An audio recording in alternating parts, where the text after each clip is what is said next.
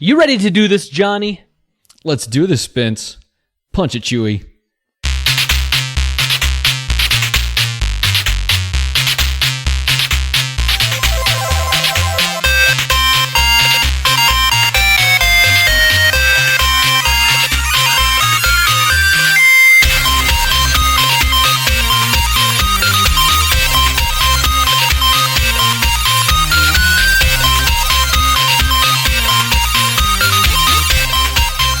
Welcome, super friends, to the Fortress of Nerditude podcast, a safe place to talk about all things in nerd and pop culture. I'm Spencer Stapleton, and my co-pilot tonight is Jonny Casino. Hey, what's up, Spence? I'm Jonny Casino.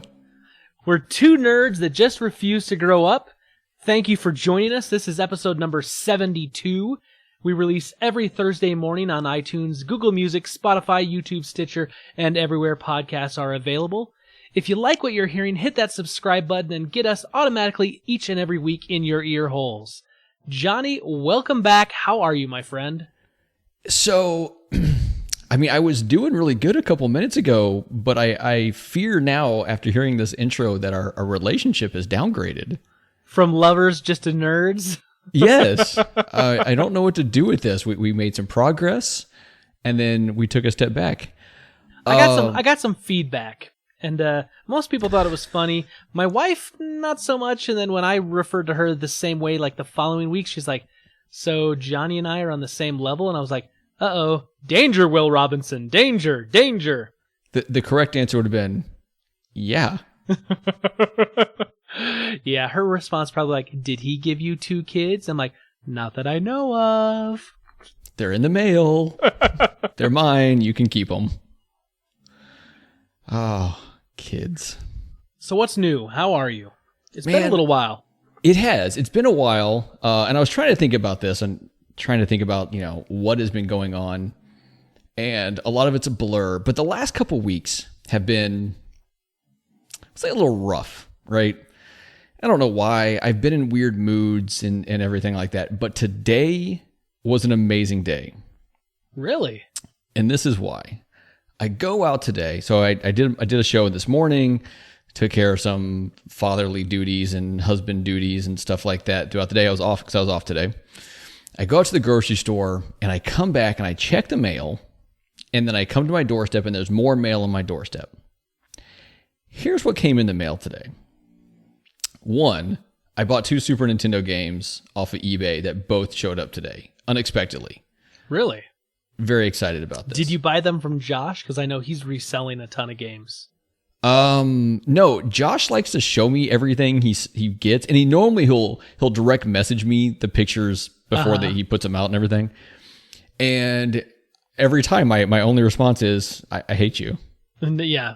I give him that response, but for various things he sends me. So yeah, I'm sure. Okay, so two Super Nintendo games show up today. Yeah, so 2 Super Nintendo games show up, and I'm like, man, that's great. Like, I pulled that out of the mailbox, I'm like, that's great. But then I got to my doorstep, and there's there's 3 boxes. One was a new copy of my Our Lady Peace vinyl, because the first one was messed up, so the company sent me a new one. Cool. Very excited about that. Cool, I love my Our Lady Peace. But then there was 2 boxes from Canada. So, turns out I have a couple friends in Canada. Maybe you've heard of these people. Can I take some guesses what was in that before you reveal? Tell me about the friends, but yes, I want to take guesses. Okay, I will let you guess on this one. So I have a couple friends up there. You might have heard of them. They're the Capris. So Sean Capri and Chelsea Capri. So Sean like Connery, Capri like the pants, and Chelsea like the city in London? Or in England? No, we've actually settled. When you make it far enough into the show, you'll find out we settled on Chelsea like the Crisp, because the only celebrity we could find that spelled her name the same way was Chelsea Crisp, who's like the arm candy wife of the next door neighbor in Fresh Off the Boat. Okay, that's a very obscure reference. Yeah, but it's the only Chelsea we could find that spells her name that way that is any somewhat famous. I love the Capris, by the way. Sean and Chelsea are fantastic. Wonderful people. So they sent me some stuff. Not me. Actually, none of it was going to me, actually. Was it going to Amy? Okay, so 1 box was for Amy. Okay. Now, do you have a guess? I don't know if you've looked at Twitter. I did post 1 picture on Twitter. Did you post it today? I did. Okay, I haven't seen almost anything on Twitter today because I was super, super busy. Okay, so what's your guess? Okay, if she's sending it to Amy, I'm going to guess... dang it. I was thinking if she sent it to you, it's going to be some like maybe an amiibo or some thing like that. But if she's sending a box of stuff to Amy, baby clothes, maybe? No. So no one. Okay, I wanted to put this out to everyone out there. No one sent me baby clothes. I'm never going to need them ever again. Yet. No. This has been double taken care of. You know, I've heard that, but then again, science, man, it's out there. It happens. Things. Science can reverse things. There's a better chance I could end up with a Chinese adopted baby than have one of my own. All right, and I don't plan on adopting. Was a Chinese adopted baby in the second box? Yes, it's really strange. That's why the first one had the baby clothes. Okay, so I have no clue what Chelsea was sending Amy. Okay, so and actually I almost contacted you about something very similar. So Starbucks does these mugs from different locations. Okay. And they stopped making this line of them, and they're going to start making a line that looks terrible. And there was a few from places Amy had been that she really wanted, and she didn't have the mugs from. So one of them was Canada. So I, rung up Chelsea. I'm like, hey, if you come across this, find it. I'll pay you back for it. Send it down here, whatever, right? And actually, she needed a Utah one, so I almost contacted you and Josh. Yeah. But she ended up finding one really, really, really cheap somewhere. Nice. So that was in there, and then they got the Snoopy McDonald's toys before they came around this area. And so the two of them, Chelsea and Sean, went like Snoopy McDonald toy hunting for like multiple nights to collect every single one and put it in a box and send it to Amy. Yeah, incredible. So is Amy a big collector then? She loves certain things. She loves her Starbucks cups from areas that she goes to, and she loves anything Snoopy related. Really? Yeah. So she did that for her. And then there was a second box. And she tells me this before she sent all this over. She's like, hey, there's a second box. I can't guarantee it's going to get to you. So Sean told me to put these in two separate boxes. This one's for the kids. So she's sending something to my kids, right? Now, maple syrup, Canadian bacon, and a Mountie hat. Nailed it. Nice. So it would have been amazing. So she sends this box, and I saw a picture of the box, so I knew what to be looking for to make sure if it actually made it to us across the border. And it came in today, and we opened it up, and it had a few things that were just kind of for whoever. So there's a thing of cheesies, I think they are, like Canadian, like Cheetos. Yeah, they're like Canadian Cheetos. They're higher quality Cheetos. Okay. There were. Is that actually a thing that exists? Higher quality Cheetos? I mean, you can't have much lower quality Cheetos. I mean, quality's the qualifying word in there that I'm questioning, but go ahead. No, these are good. So actually, I've actually tried these before. Justin Masson from the Nintendo Dads actually sent me one of these, a small bag of one of these ones. It's a big bag of those. There's these coffee crisps, coffee crunches. I don't know. They have something like that where they're this coffee flavored chocolate and wafer-ish type bar things that are pretty delicious. Send me a thing of those. Those are very Canadian. These other things that I don't remember what they're called. They're a chip of type. That's very Canadian. And then she sent me also, and I don't think she realizes the importance of this, and I keep forgetting to tell her, ketchup flavored chips. Really? It's a Canadian thing. I dated a girl in high school who was from Canada, and she always talked about loving ketchup chips. I've never tried them. So now I have this opportunity to try this thing that I fear I'm going to hate, but I get to try. Yeah, probably. Well, you can tell Amy that I am a big supporter, big fan of Snoopy, Charlie Brown, and all the Peanuts gang. When I was a little kid, I'm talking like real little, like maybe 1, 2, maybe somewhere around in there. I was visiting, I think, my grandmother and my grandfather in Indiana, and I saw a picture of like Charlie Brown and Snoopy, and I pointed to it and I said, Doopy Brown, Doopy Brown. trying to say Snoopy and Charlie Brown. I said, Doopy Brown, Doopy Brown.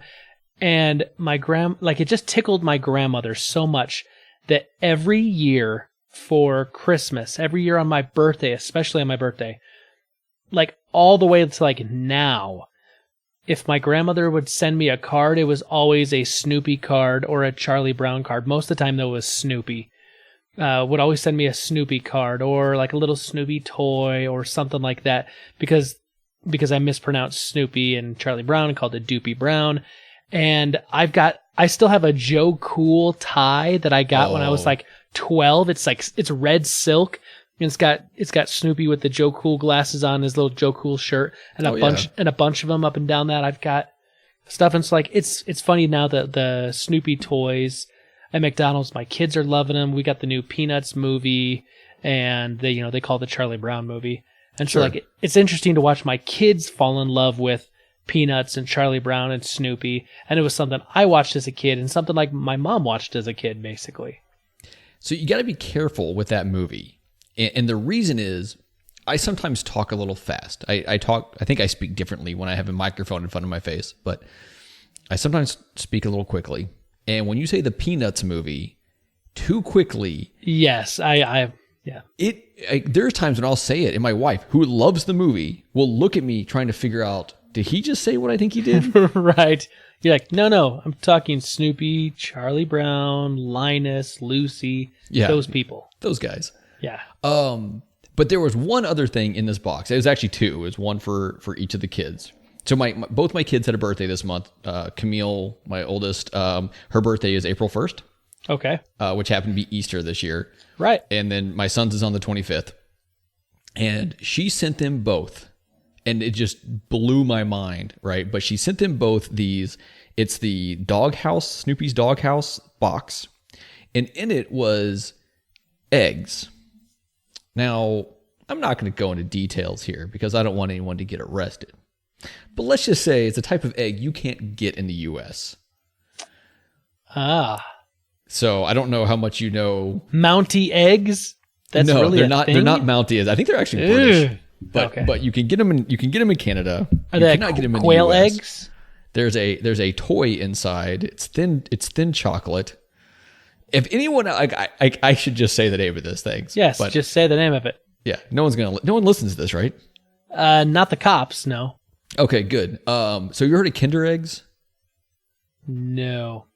There's a lot of memes out there about, in the U.S. you can buy an AK-47, but you can't get a Kinder egg, right? Like that is a thing. Okay. It's a chocolate. It's milk chocolate, thin layer of milk chocolate, thin layer of white chocolate. And inside is a capsule that you pull it open. It's got toys in it. Like a toy. I'd say toys. It has like some bizarre, worthless toy. And it's always bizarre and worthless, but the fact that it's in there is cool. And they have an American version now. But the American version is like...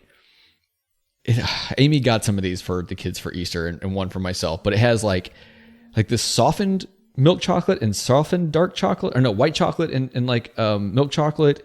And you eat it with this like plastic spoon, and it's not bad flavor. Huh. And then the other side you peel open, and there's a worthless toy, but somehow it gets around these weird regulations that the U.S. has.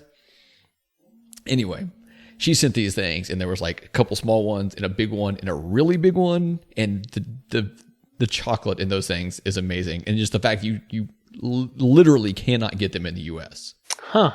That's what they were worried about. Like, will it make it across the border? Was that it's awesome. Anyway, so she did all this. People bring back like chocolate from like Switzerland or Germany all the time on vacation or mail stuff. So I mean, and feel free to put a giant bleep across this next statement. It's literally illegal to have these in the U.S. Wow. Yeah. I'm not bleeping that out. I'm leaving. I'm leaving that. just bleep out the name of the people that sent it. Yeah, it was Tom and Melcy Longpants. Well, I mean, it's funny because like, I don't know why. Like I put a picture up on Twitter of my wife holding the cup, and then I was going to put one up. I'm like, I just can't. Like, I can't put anything up that has proof on the weird off chance that someone does get a wild hair up their butt and has an issue with it. Yeah. Interesting. Really interesting. Yeah. But anyways, it was awesome. Like, I saw that and I wasn't sure what, she wouldn't tell me what was in it. And then we opened it up with the kids and they were all excited. I'm like, I have a friend who's willing to just pack up giant boxes of stuff and send them to us from Canada. That's awesome. And my day got way better. Well, dude, the Capris are literally some of the best people. I mean, I've interacted with Sean on and off for quite a long time now. Great guy. Chelsea's a sweetheart. Every time I've like tweeted with her back and forth, whatever. I don't know if I've actually played any games with her or I talked to her in person, but I've tweeted back and forth with her a number of times and just, the nicest, the absolute nicest. And of course, you and Chelsea run a podcast called Apparently, and it's a parenting podcast that sounds to me, because I've been listening to it, I'm trying to get caught up on a few podcasts, but it sounds like this is going to be a fun little thing you guys are going to do where you get to talk about some different parenting techniques or opinions or stances, and Chelsea's probably going to be right most of the time, and you're going to appear the fool. So I like it. Yeah, I want to say one of the episodes is actually aired. I think I point out that I'm never going to tell her she's wrong. Right. Like I have another woman in my life that I just cannot tell that is wrong. Yep. But congratulations, buddy. You're in trouble twice. But no, it's a lot of fun. In reality, it's a giant cry for help for some listener one day to listen and be like, oh, here's how you fix this problem you're having. So yeah, it's a good time. Yeah. It's a good podcast. I would definitely recommend if you're a parent, go listen to it, because it's always fun to people talk about and want to talk about their kids or talk about how they approach something in parenting. So it's a really good idea, but it's, two really great people I know. And the nice thing is like, if you don't have kids, it's still fun to listen to. And if you good information. If you can't find it while searching for it in iTunes, because for whatever reason you type in the word apparently it doesn't come up, right? You can go to my Twitter page and I have a link somewhere on there. Or you could just do like I do, and I just DM Johnny and say, hey, I can't find this, man. Where is it? Yeah, my DMs are open. Oh, wow. Yeah, because I was hoping someone would actually contact me and talk to me about the show. It worked. Nice. Of course, I'm your friend on there, so I don't know if it being open or not counted, but it's something, right? Yeah, sure. So I did something this weekend I've never done before on Twitter. I don't know why, but I was busy. I'm trying to think, when did this start? It started on Saturday. And I'm listening to a bunch, I was listening to a bunch of podcasts. I was actually in the garage, and I'd cleaned off my little work. I got this little folding table that I kind of pop up that I can work on. And I went to the Home Depot and I bought some PVC pipe because my boys bought pool noodles at the dollar store, amongst like glow sticks and whatnot for our upcoming Disneyland trip. And I decided I was going to make them swords and use the pool noodle to, wrap around the PVC so they can't really hurt themselves. First of all, I maybe should have not put PVC the entire length of the sword underneath the pool noodle. Ooh. It's the entire length. And so... Yeah. If you stopped about... Okay, so how long is this thing total? The blade is about 18 inches, 20 inches maybe. Okay, yeah, if you had stopped a good 4 inches maybe from the end... Right. Because, I mean, they're not just smacking each other's side, like they're going to be poking, right? Yes. Yeah, that's dangerous, man. So I did make the pool noodle about half an inch longer than the actual PVC. Anyway, I'm in the garage. We actually had a lot of fun with them. I built two for the boys, and then they wanted one, so I took a piece of pool noodle from a different color and just a single rod, because on theirs I made little cross guards so they couldn't like hit each other's hands. And because it looks cool. And it does look cool. Although with a pool noodle, the coolness looking factor thing's maybe not there, but... Anyway, I'm in the garage, I'm using my Dremel, and I'm kind of like shaving down the burrs from where I made the cuts and whatnot. And I'm listening to Delvin Cox's podcast, The Delvin Cox Experience. And he says something. He had Eric Green at The Art of Bacon on Twitter on as his guest. And he said something about, he said something like, people that say that Batman v Superman or Justice League is better than any Marvel movies, he's like, those are fighting words. And I don't know why. Delvin's a real good friend of mine, and I love the Marvel movies, and I agree, Marvel movies are way better than Batman v Superman, or Justice League, or Suicide Squad, or whatever. So what you're saying is any movie is almost better than those. Like, any movie ever. in the MCU, yes. I mean, there's some... I mean, you could go way broader than that and still find many movies better than those. True. But he specifically was saying this, so I don't know why, but I was like, I'm going to poke the bear a little bit. I'm going to have a little fun with Delvin. And so I posted, I think my first post was something like, Batman v Superman is better than Captain America Winter Soldier. Hashtag come at me, bro. And I saw that tweet. I did not know where that was coming from, but I saw that. I'm like, what is Spence doing? The funny thing is, like, Captain America Winter Soldier is like my favorite MCU movie. I love it to pieces. But I just wanted to see if he was a man of his words, if those were fighting words. And of course, he took the bait and he responded.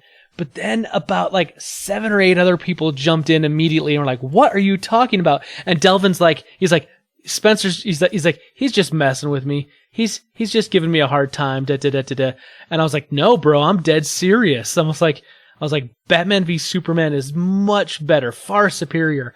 And so, like, then people started jumping into this thing, and people are trying to defend Delvin. Other people were jumping in and starting to troll Delvin as well.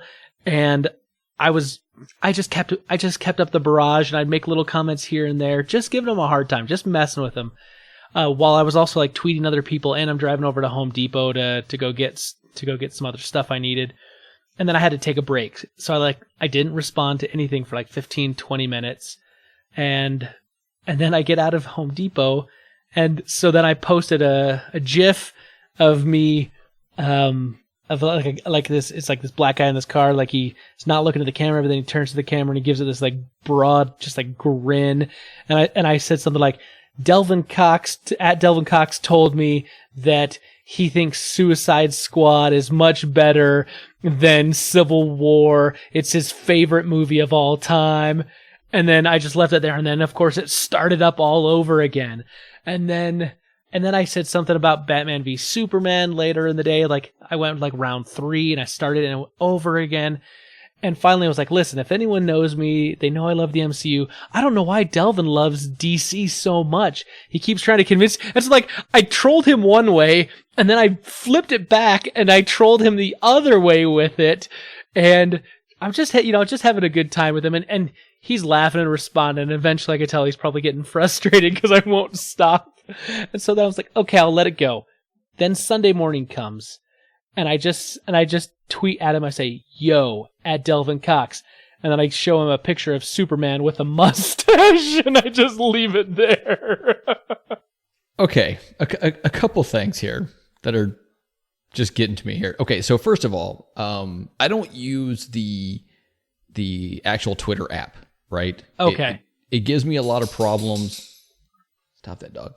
It gives me a lot of problems where it just jumps around. I miss a lot of stuff, whatever. So I use, I don't know, Twitterific or something like that. But Here's the problem is it doesn't like when you see a tweet, it doesn't connect it to any of the other ones around it. Oh. So throughout the day, as I was flipping through, I would see these tweets and depending on who's messaging or who's saying what, I'll actually make sure I stop and read. So every time that thing come across, I stopped and read it. And I'm like, what is going on? And I didn't like. I'm sure I was pretty busy, so I didn't like key in on the fact that you were making these just like absurd statements. Right. But then when that Superman one with the mustache came, I'm like, what Superman movie did I miss? Because I can't stand Superman. Like I hate Superman. I haven't seen a Superman movie, and I can't tell you how long. And I saw that mustache. I'm like, what is happening here? This is absurd. And yeah. Oh. Well, it's kind of an inside joke because in Justice League, they digitally removed a mustache and a beard from Henry Cavill's face because he was filming another movie, and then they called him back for reshoots, but the other production wouldn't let him shave, so they spent like $25 million to digitally crop out his mustache. Oh, yes. It was $25 million? dude, it was crazy. And it looks really bad. So so anyway, that's why someone put a mustache on Superman. And so I tweeted that out because it's, a reference to the Justice League incident. Yeah, it was just one of those things where I don't usually engage in a lot of negativity online, because there's too much of that already. But this was more like, I was just having fun with Delvin because he said that they were fighting words and was, kind of talking all tough. And I was like, yeah, let's have a little bit of fun with this and let's see. He knew from tweet 1 that I was messing with him. However, not everyone knew that. So other people were jumping in and defending, and then other people got in and started trolling him as well. And then I kept it up, and eventually, it consumed Twitter for the afternoon amongst a lot of my friends. It was so much fun. I just laughed so hard. Now, do you have all your notifications turned on? Do you get a buzz on your phone or some other device every time someone responds to a tweet or anything like that? If I'm tagged in it, yes. So if someone tweets and my handle is in there, then I'll get notified. Other than that, I only have a few people that I have notifications when they tweet turned on. Okay, but you started this thread, so I assume your phone. Yes. Was buzzing. I do too usually, but I just wanted to check it because other people started jumping in and carrying the torch, and it just made me laugh because I think everyone understood that I was messing with him, or at least most people did eventually. Because I kept the onslaught on, and then I started saying stuff like, Delvin just got off the phone call with me saying that he thinks Suicide Squad is the greatest movie ever. And he's like, no, nope, no. And then people are like, yeah, I don't know, da da da. And and I was like, that's not what he told me. Anyway. Yeah, it's weird to say that a conversation like that is much cooler than the last long Twitter conversation I had, but mine was all about what plates you have in your cupboard. So yes, you still win. Yeah. Anyway, it was just a lot of fun. It was just a lot of fun messing with a buddy on the internet. What else is going on, man? We're just, everything's crazy. We're cleaning the house like crazy people because we got a vacation to Disneyland coming up, and we're gonna take off and we're going to be gone for about 9 days, including all the travel. We're going to be 5 days in the park and then just a day there in California to hang out at the beach and then some travel days and whatnot. But doing that, and then my mother-in-law comes into town. My little boy's going to turn 4, and we're going to go see Hamilton because it's coming through Salt Lake City. And so just trying to prepare for all that and craziness and, podcasting and, you know how it is, just trying to live life, being a parent. Working. Is Hamilton, do you feel at all that it's not quite the same without, and now I've just lost his name. Lin-Manuel Miranda? Yeah. I saw it in Chicago back in October when Breeda and I went back there, and he wasn't in it. He was on the Broadway version for, I want to say a year, 2 years maybe, and I know he's going to be reprising the role of Alexander Hamilton when he goes to Puerto Rico next year to do the show and help raise money for Puerto Rico after the devastating hurricane down there. Here's the thing. I don't think he has to be in it. It's such a good show, and the music is so amazing. I've been listening to that soundtrack nonstop for way too long now.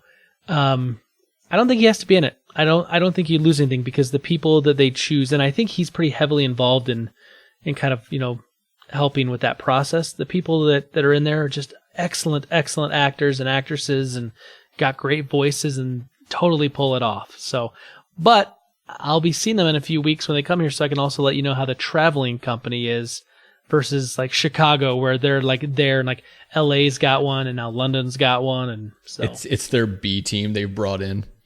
Well, typically, if Broadway shows are that big, that they end up getting a national traveling company, and they're still really, really, really good people, but they have to be willing to say, we're going to go and do a month of shows in this city, and then a month of shows in another city, and they end up traveling around for 2 years, something like that. So it's it's a thing. So anyway, that's kind of my week and kind of what's upcoming. Interesting little side note is that we're recording normally on Monday night, which is when we record, and this will release on Thursday. But then I'm also recording another podcast next Thursday night to release the following week while I'm on vacation. So I'm going to be recording 2 episodes of the Fortress Nerditude in the same week, and I've never done that before. Sounds like a big week for you, Spence. Well, that and the cleaning that I've got to do and getting ready for this trip, and yeah, it's gonna be busy, but it'll be good. It's a good kind of busy. Oh, that's good. So let's move on, man. Let's get to Rebel Intelligence. What do you say? Yeah, man. I always have to let you know, many Bothans died to bring us this information. Rest in peace, you Bothans.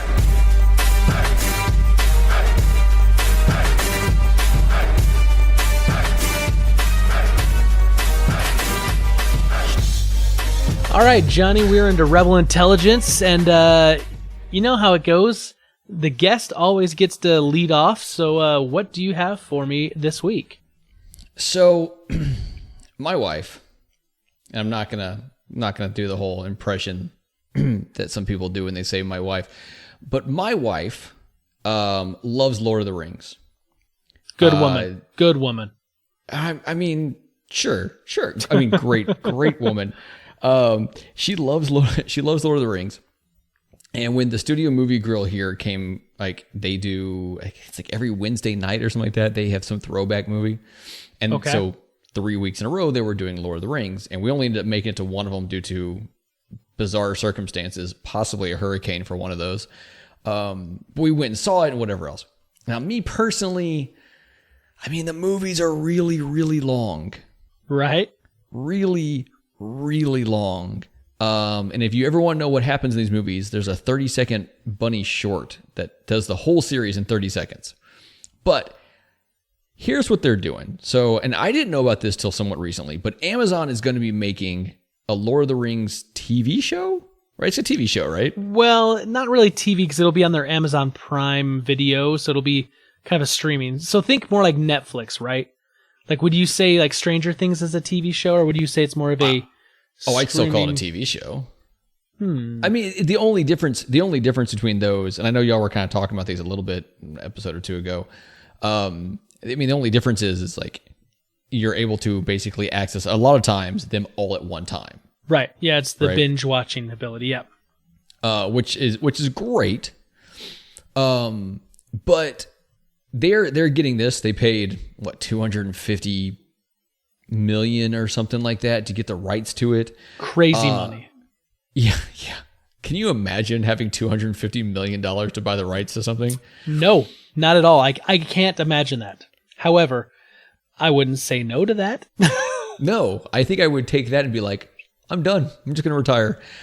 It's a business. I know it works differently, but right. So they are. It looks like they're getting Peter Jackson, or may. The actual article says Peter Jackson may produce Amazon's reported $1 billion Lord of the Rings series. First of all, a $1 billion series. I don't understand how you make profit on that. Right. But also they're bringing Peter Jackson, and you're probably a bigger Lord of the Rings fan than I am. I enjoy it. I think it's beautiful. I think the stories, I don't know. I feel like I'd be a dick if I was like, oh, the stories, it's okay. but I mean, it's fun. It's cool. But I think seeing it as a series, as a TV show where I can watch one episode that's an hour long or whatever and watch as many of those or as few of those as I want is going to be amazing. And I think bringing Peter Jackson in, I mean, he obviously did an amazing job with the movies. Right. So if you can get him to do the same thing with the TV show, it's in theory going to be as good as the movies. Right. Well, look at recent things like Game of Thrones, right, on HBO. It's a serialized show following a book series, a fantasy book series, but the production quality is literally movie-like. And they dump tons of money into that. So, if Amazon does this with Lord of the Rings, I think A, it's going to get a lot of people to go watch this thing. B, if they bring back in Peter Jackson, now you've got the guy who directed the Lord of the Rings movies that are beloved. I mean, they're loved by fantasy fans, they're loved by just movie fans, but then they were also loved by just like people who've never been in that world. And that's kind of what Game of Thrones has done, because the Game of Thrones show is huge, but it's based on the series A Song of Ice and Fire by George R.R. Martin, and it's bringing different people that maybe hadn't read the books and aren't into fantasy stuff like that into this show. So you've got the rights, you bring in Peter Jackson, you're putting a lot of money in if it's going to be high quality, production. I mean, I see this potentially being a big, big deal. But here's my but. Uh-oh. Are you going to have the TV show retell the movies? Like retell that story? Because that's the main story. I mean, that's what most people know. Most people have read like The Hobbit, and then they've read the Lord of the Rings books, Fellowship of the Ring, Two Towers, and Return of the King. Okay, so, and that question right there ties directly into another story, right? Okay. And into another news thing, where it talks about how Amazon's Lord of the Rings show can use materials from the movie when, and then it actually specifies here whatever that means, right? So here's the thing, right? Okay, so all this is based off of a book.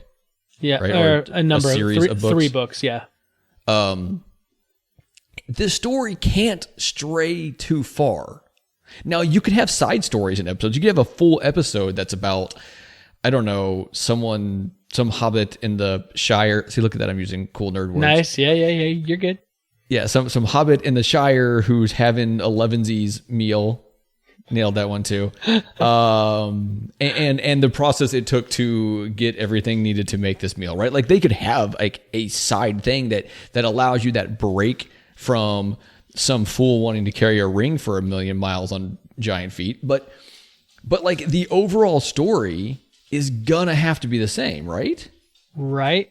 Now, I mean, I would think so unless they were to... It all depends, because the Tolkien estate, the Tolkien family, they hold on to some of the rights. Like there's other books that Professor Tolkien wrote, like the Silmarillion. Like he wrote most of that, and then of course his son had to come in and finish that. But you've got some other things that have been written, unfinished tales and whatnot, that's material that they could pull from. But I don't know if the Tolkien estate gave it up, because I've heard over the years that the Tolkien estate wasn't very happy with Peter Jackson's treatment of the books that he put onto film. However, they weren't happy? They weren't. However, I think that's also because they weren't going to be happy no matter what happened. Because it wasn't going to be, their dad or grandfather's, works. Things were going to be cut out. Things were going to be changed. And admittedly, like, there's a part in the movies that I wasn't happy with the change. Most of the stuff was small, but they changed the ending of the movie from the way the book ends. So in the book, he keeps the ring? No, that part's the same. So I'm assuming then you haven't read the books, Johnny. So I like reading. Uh-huh. I like reading only certain authors. And so the short answer is no. Okay. No, I have not read this. So let me take you down a little story here, and I'll keep it short. Basically, you've seen the movie. You know that they destroy the ring in Mount Doom, and they kind of recuperate some in Minas Tirith before everyone kind of goes their own ways, right? Legolas is going to go his own way, and Gimli's going to go with him. And in the books, it talks how they kind of travel together, because they kind of make a pact that, Legolas says he'll go with Gimli and look, through all these, on all the caves of the dwarves and look at all the gems and minerals, if Gimli goes with Legolas to go look at all the different woods and whatnot. And so they kind of form this, bond, this friendship, and they go off and do their own thing. And of course, Aragorn stays in Minas Tirith. But Gandalf travels back, at least for a while, with the hobbits, because they go back to the Shire.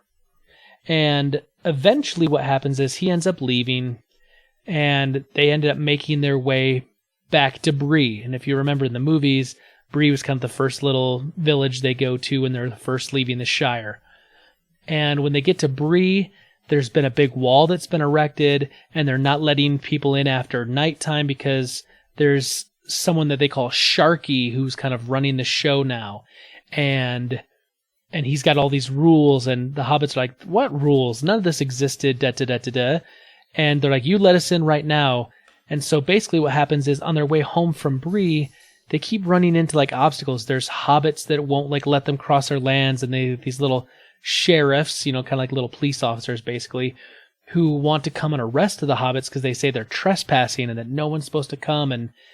And Frodo and Sam and Pippin and Merry are like, this isn't, what is going on? This is crazy. You tell us who's in charge, da da da da da.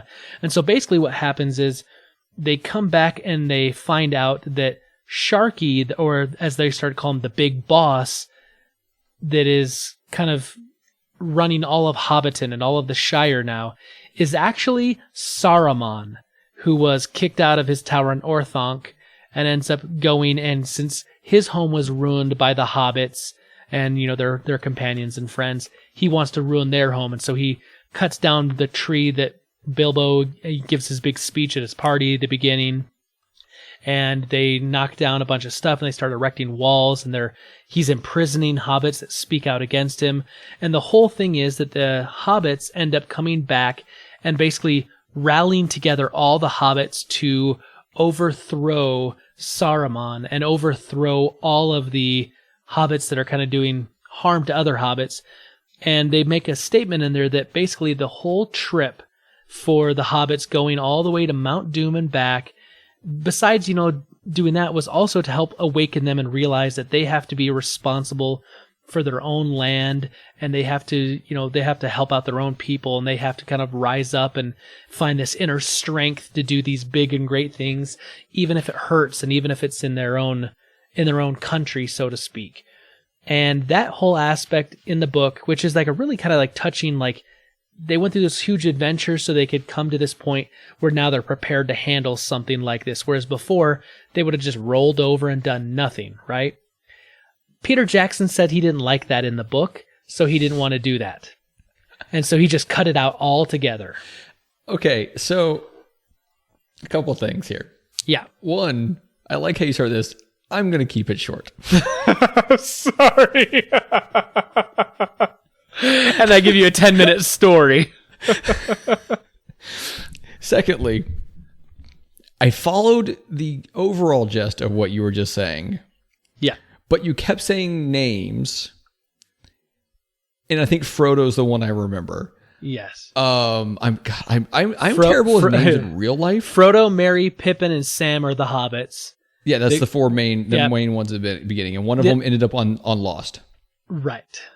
Yes. Sharky or the Big Boss, those were names that other hobbits are using, talking about whoever's kind of running the show now, because they don't use his real name. They call him Sharky, but it's actually Saruman, which is the wizard that imprisons Gandalf. Oh, yeah. And then, eventually he gets all his home kind of uprooted by all the Ents and whatnot.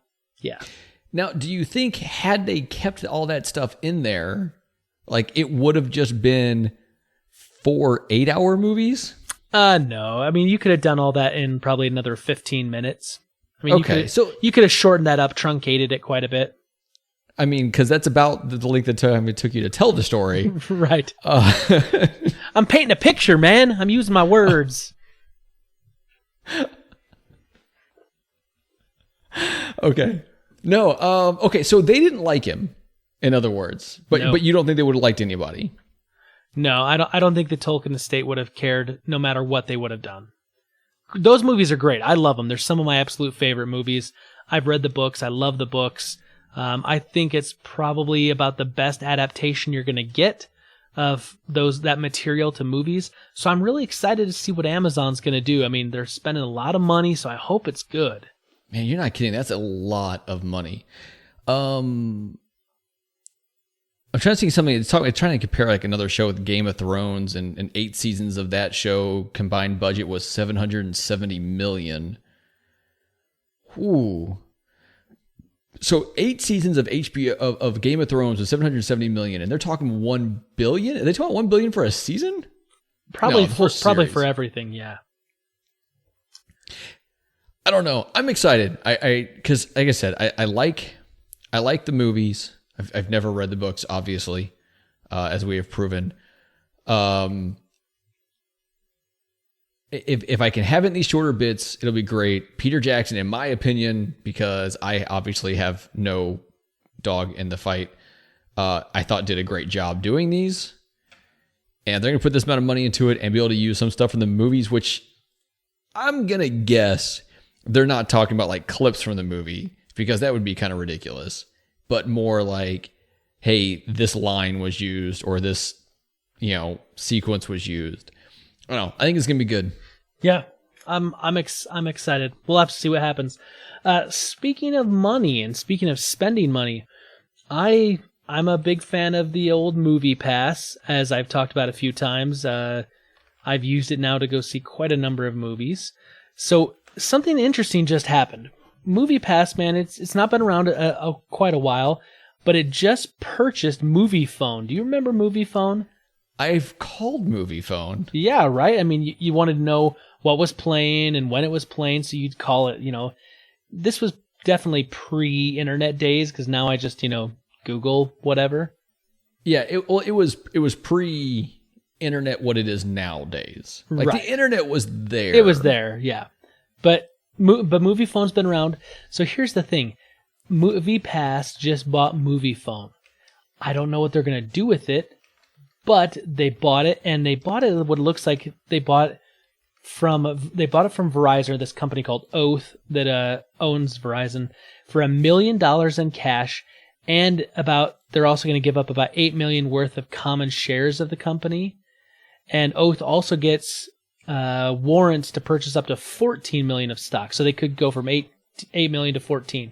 So that's kind of $1 million plus another $8 million of stock, maybe up to $14. Here's the really interesting thing. In 1999, AOL paid $388 million for Movie Phone. $388 million, and then Oath purchased AOL and Yahoo, and apparently now it's selling it in a fire sale and just trying to get rid of it because it's not really worth much of anything. So it leads me to two questions. One, how can Movie Phone make any company money to where you would pay that amount of money back in 1999? And two, why do they want it now? Like, even for, I don't know, what, 1.8 million or whatever it ends up kind of costing them if you do the math? Yeah, 9 million to 14 million basically in the end. Yeah, but why do you want it? It's a telephone. Is there more to? I mean, I'm assuming it has a website, right? I'm pretty sure moviephone.com is a thing, but it's not a necessary thing. I mean, are they going to start allowing you to buy movie tickets online, or better yet, pick up your house phone that's plugged into a wall somewhere and call a number and type in your Movie Pass number and buy a movie? I mean, what are they going to do with it? I don't know. It's a really interesting thing, because Movie Passes, they're trying to get big, right? They're expanding. I just read something a little bit ago that they bought, or they came to agreement with like Mark Cuban's, his Cinemark theaters or whatever that he does, and they did another one, and so like they're buying up and they're getting more and more theaters that they can get into. Now they're buying Movie Pass, or Movie Pass is getting Movie Phone, and Movie Pass just recently dropped their prices. So now I think you can get it for like $7 or $8 a month versus $10 a month. So whatever they're doing, they're going aggressive, because they're selling the data of, like, hey, this many people saw this movie and, did it through Movie Pass and da-da-da-da-da. And like, I think that they're trying to, in my opinion, this is what I think is going to happen. I think they're going to try to make a play against Fandango. Like a big movie theater, like where this is where you go to check all your movies, because they can say like, look, we have the Movie Pass, so you can call, or the Movie Phone, so you could still call in if you want to do that, or if you're old school. But we also have a website, with maybe Movie Phone, and you can check out the Movie Pass stuff. And so you can use your Movie Pass here. And I think that whatever they're doing, they're trying to buy up platforms and different avenues that they can go.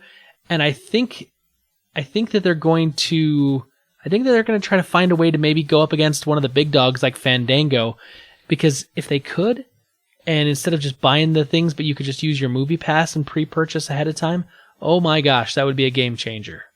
Okay, so is Fandango really a thing people care about? Fandango's pretty big. I mean, it's used a ton. Okay, so I don't see a lot of movies. I don't go to theater and see a lot of movies. I love doing it. My wife loves doing it. The problem is we have 2 kids.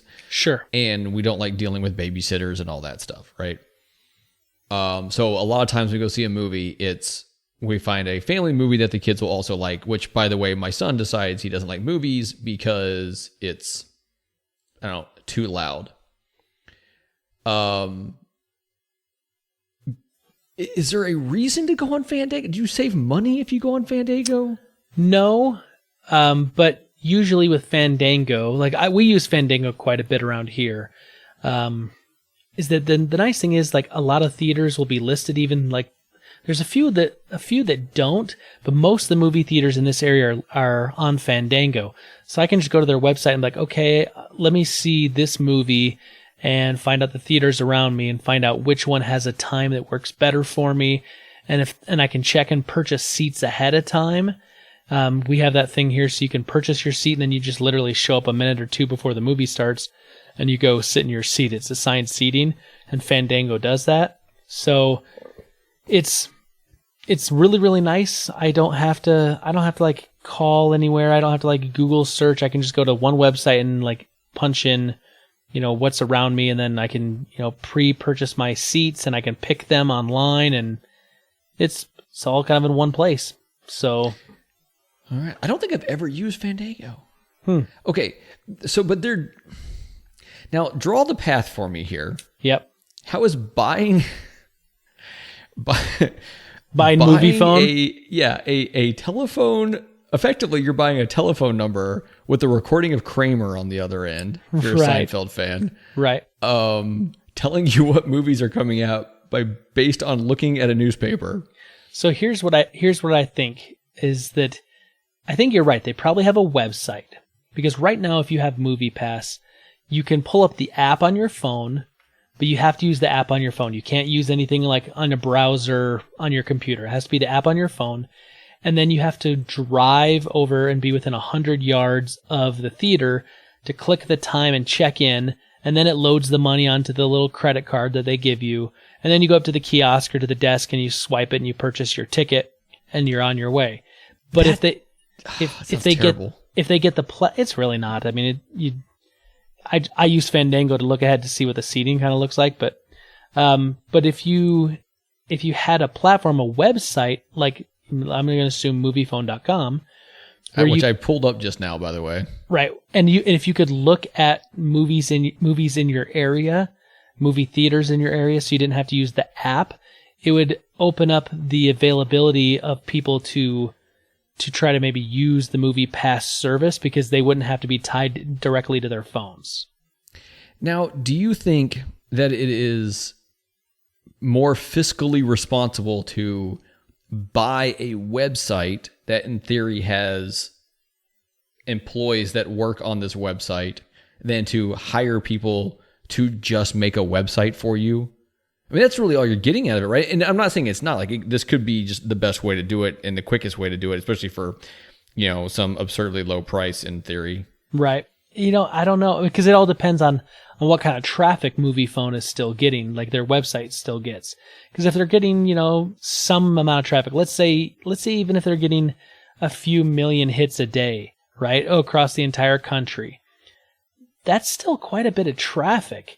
And if you could just rebrand that a little bit and tie it in, I mean, that's a lot less work than building something from scratch and trying to get a user base. You would already have a user base tied in, and then you could start obviously advertising Movie Pass on it.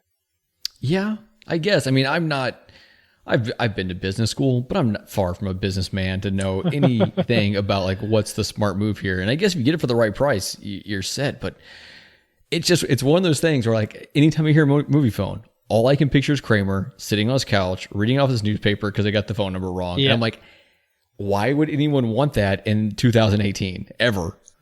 I don't know. So we'll have to see what happens. I mean, Movie Pass is a really interesting it's a really interesting thing, because it's getting a lot of, venture capital money, and they're still just burning money a ton. So it'll be real interesting to see what happens here in the next few years.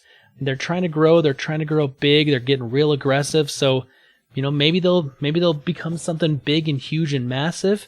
And maybe they'll end up, flaming out and being done, here in the next couple of years. They'll be the MySpace compared to Facebook, and something else will come and knock it off. I don't know, but we'll have to see. What else do you have for me, Johnny? So, oh yeah, so you like the Marvel stuff, right? You like all that stuff. So you obviously are a fan of Stan Lee. Oh yeah, of course. He's the man. I've met him. And how did that conversation go? Was it nice? It was quick. I said, Stan, it's an honor to meet you. And he looked at me and says, it's an honor to be met. And then we took a picture, and then I went on my merry way. Okay. Great conversation. You should have just walked up and high-fived him. So he's an old man. Yes. I'm sure his time is limited. And apparently, and I didn't know this, he is possibly close to broke because of lawsuits and stuff dealing with a for-profit charitable organization that he worked with. But the interesting twist, and I don't know how much of this is actually confirmed, this looks like a bunch of rumors, but I hope it's true, is that an old business partner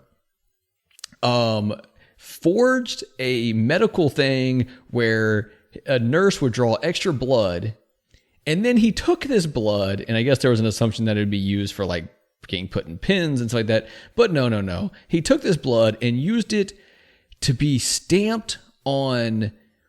Oh, I forgot what it was in here now. Like copies of comic books. The Mighty Thor 700, variant cover, Rise of Black Panther, #1. And now this thing's going to be worth a lot more money. So someone's like forging Stan Lee's like signature then with this, or is it? Well, I don't think it really says what the stamp is. It might be like a signature stamp. But I mean, what I'm picturing is here's magazine. That's a stupid name. Here's comic book. Here's a stamp with his Stan Lee's blood. Kaboom! Now give me extra money for it. Wow. It's also really gross. Kind of creepy, right? Yeah. Would you purchase something like that was stamped with Stan Lee's blood? No. Well, okay, if I thought that I could get it for a good price and resell it in like 10 years, yes, like it wouldn't gross me out. I just remember famously, like Kiss years ago did a Kiss comic book, and they gave some blood and they mixed it in with the red ink, and so like their blood was like in the comic book, and I was just like, okay, I mean, I get it, but how much, parts per million, how much blood is really in that red ink? But still, it always feels a little creepy to me. Plus, think about it like this way. In maybe, let's say, 40, 50 years, science evolves. They can extract the DNA from the blood that's in those comic books and create more Stan Lees and more Gene Simmons. I'm just saying, do we really need that? Yes. We need more Gene Simmons in like another 50 years? Okay, so whether you like or dislike his music, their performance is almost second to none. Oh, they put on a fantastic show. But I mean, I'm not talking about as far as the show, but I'm just talking about Gene Simmons in general. He's not exactly a... He had a TV show. Yes, and so did Jerry Springer. What's your point? They were both about the same quality. Yes. Okay, so talking about Marvel movies. Black Panther's huge, right? I mean, Black Panther just passed Titanic to take the third spot of all time for ticket sales. Not adjusted for inflation, obviously. But what's really interesting is that Black Panther is going to air in Saudi Arabia. And this is going to be the first movie that's been shown in Saudi Arabia for 35 years. Because apparently in the late 70s, you had the big Islamist revival and the seizure of the Grand Mosque in Mecca in 79. And the Saudi Arabian government shut down virtually every single public movie theater and banned all cinema. And that's lasted for 35 years. However, next month, that changes. We're going to have Black Panther being shown in Saudi Arabia, in Riyadh, in like a new AMC theater that's going to be there. This is like really kind of cool to me because while this movie is a big cultural touchstone and it's doing just amazing blockbuster type of business, right? Just crazy, crazy, crazy money. it's now going into a country that's had a 35-year ban on movies, and it's going to be the first one to break that barrier. I mean, this is kind of a cool like footnote to the big story of the Black Panther. It is. And I wonder if people would talk about it as much or the same had it been, I don't know, Bill and Ted 3 or something like that. But when I was reading through that article, what really got me is like AMC's put in a few theaters and they're going to put in a few more, and there are no other theaters over there. Right. Do you realize what they're going to be raking in? Dude. Well, they'll be limited because there's not that many theaters, but that movie, it's going to be like Star Wars in 1977. That thing's going to play for like 2 years over there. Like, how would it not? They'll add more movies. Like, they're not just going to play just this movie and then cut it off, right? No, but if this is the first one and it's really big and it's making crazy money and people over there know about that, and this is going to be the first movie that they've seen in 35 years. People are going to go to it, and they're going to go to it again and again and again. Those movie theaters are going to be packed from morning to night for a long time because it's going to be a thing that, think about it this way, a child that was born 35 years ago and has never left Saudi Arabia, has never been to a movie theater, has never seen a movie in a movie theater. And now they're going to have this opportunity at 35 years of age to finally see something. Tell me that they're not going to go see that movie a few times easily. Yeah. Well, and I don't know what the I guess the fiscal situation is or whatever over there, like how much it's going to cost and how much do people have. Like, is it something they can easily go do? But if they can, heck yeah, they're going to keep going over and over again. Yeah. Just why not, right? Why not indeed? Well, Johnny, that's all I have for Rebel Intelligence. Did you have anything else? I don't think so, man. Okay, let's move on. So here's the thing. Last week, I had a great discussion with Stu, and we talked about guilty pleasure movies, and we talked about a few of our guilty pleasure movies, and then we asked, what are some of your guilty pleasure movies? And Johnny, since I've got you here, what do you got? What's a guilty pleasure movie of yours? What's something you watched that maybe you don't want to admit to, but now I'm going to ask you to admit to it? So I was trying to think about that today, and it's actually really tough. I'm sure I have more than I can actually pin down in my head right now. I was kind of upset that you said that Down Periscope doesn't hold up. Because being a submariner, being someone who spent 7.5, 8 years on a submarine, that movie is about as close as it gets to the way the crew actually interacts with each other. Here's the thing, though. That movie is, like I said, I love that movie, and there's some big nostalgia for me. But if that movie were to come out today, do you think that movie would be, like, with the same cast, like Rob Schneider and Kelsey Grammer, do you think that movie would be as good? Or do you think it's only because it came out in the mid-90s? I mean, I would really hope it would still be as good. Like, I'll watch it now and still love it. So, I don't know. I think I'm a little skewed on that one. I've actually been waiting for a good submarine movie to come out, and there's just not many of them. Crimson Tide, Hunt for Red October? Yeah, but they're so flawed, and they're also old. Like, I want a new one to come out, and it not to be terrible. Das Boot? Das Boot's a great movie. A very sad ending. U-571? Good movie. See, K-19 Widowmaker. Yeah. See, I've listed 5 submarine movies off of the top of my head, and I haven't seen a submarine movie in probably a good decade. Exactly. Except for Down Periscope. I mean, I watch that every few years. But anyway.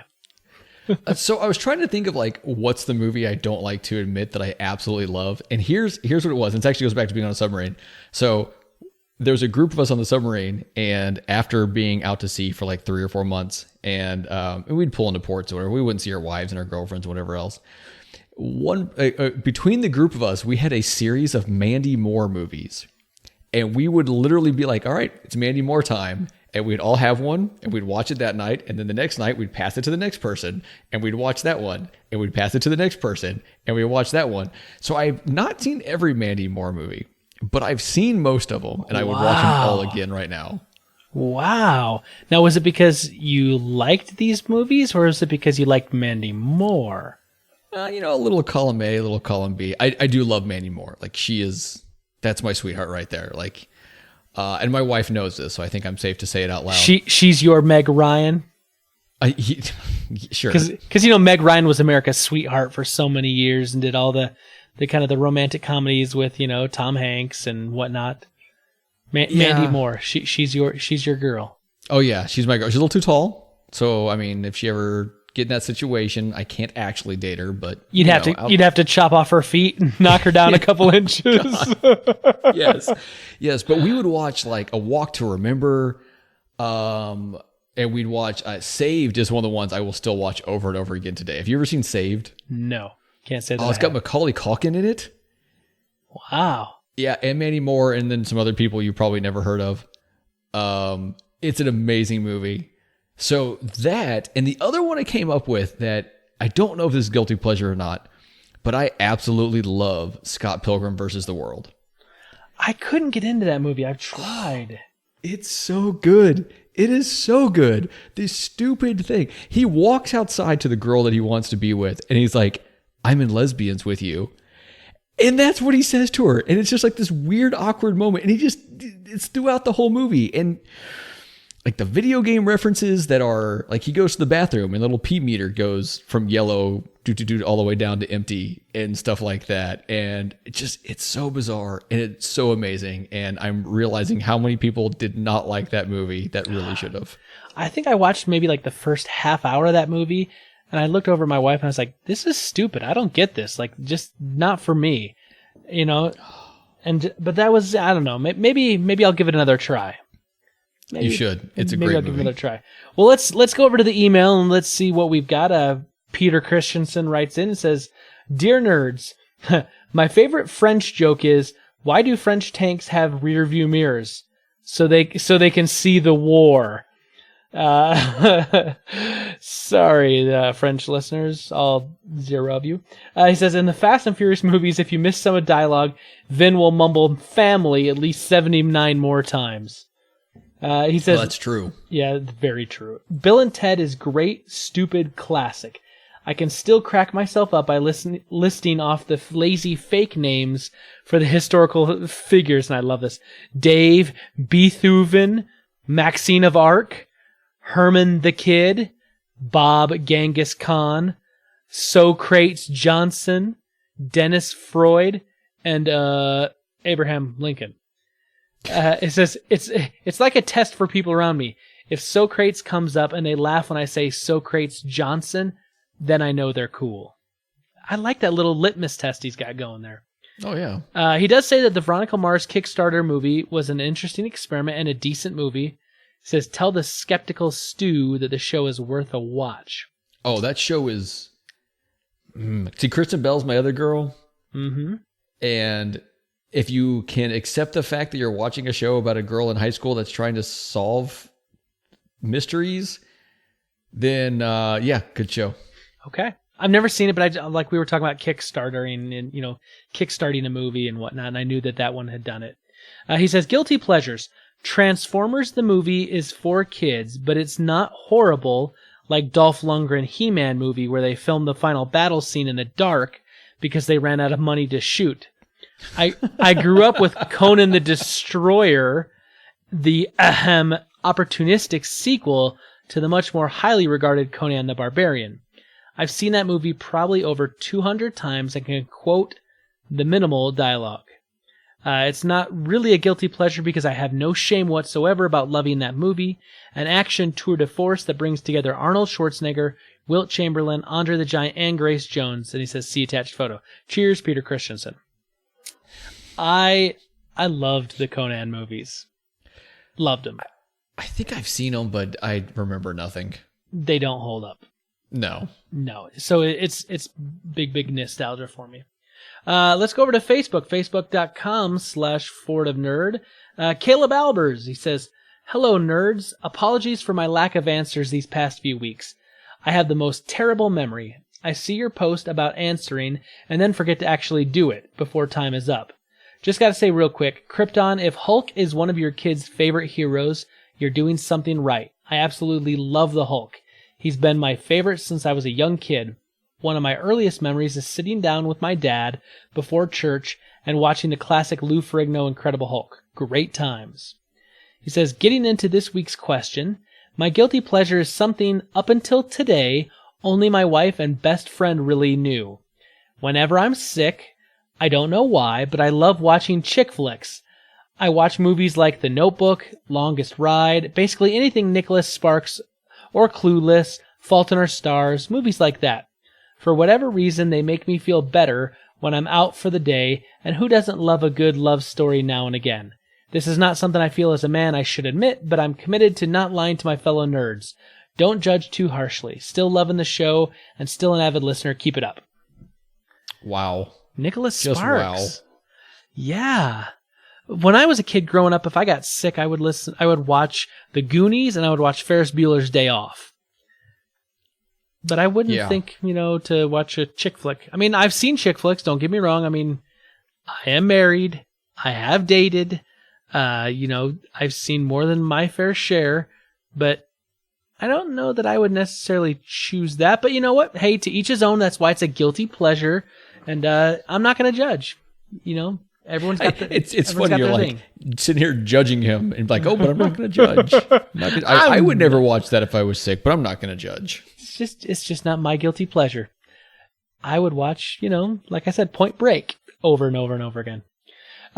Twitter. Let's start with Paul Calicote at pcalico84. He says, I still watch Power Rangers, even though it's really bad, and Pokemon. As for movies, it's got to be Princess Bride.